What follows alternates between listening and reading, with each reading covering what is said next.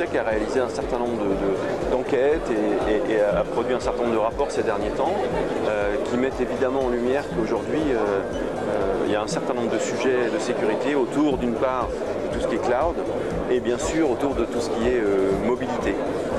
Autour du cloud d'ailleurs on a annoncé cette semaine la disponibilité d'une offre qui s'appelle O3 ou Ozone et dont le principe est d'offrir la possibilité à des utilisateurs d'une entreprise, des collaborateurs d'une entreprise, en s'authentifiant de manière forte une seule fois sur un système lui-même dans le cloud, de pouvoir bénéficier d'accès authentifié sur tout un tas de services, qui soient eux-mêmes d'ailleurs des services dans le cloud avec par exemple du software as a service, ou bien des services qui sont à l'intérieur même du système d'information de l'entreprise. Donc ça c'est la première chose. Aujourd'hui c'est de l'authentification forte. Rapidement nous allons offrir autour de ce service du chiffrage de bout en bout et puis de la protection contre les pertes ou les fuites de données sensibles.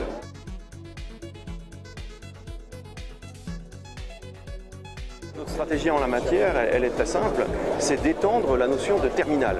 Aujourd'hui, on est capable de protéger et de gérer un parc de terminaux, c'est aujourd'hui plutôt des PC, des ordinateurs classiques.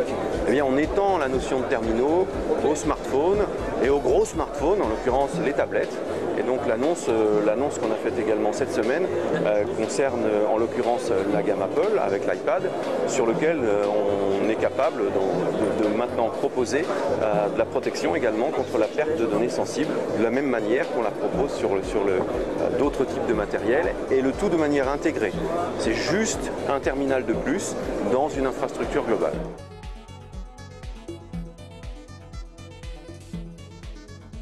On voit vraiment une évolution en termes à la fois d'attaque et de besoins de protection qui ont évolué de l'infrastructure vers l'information.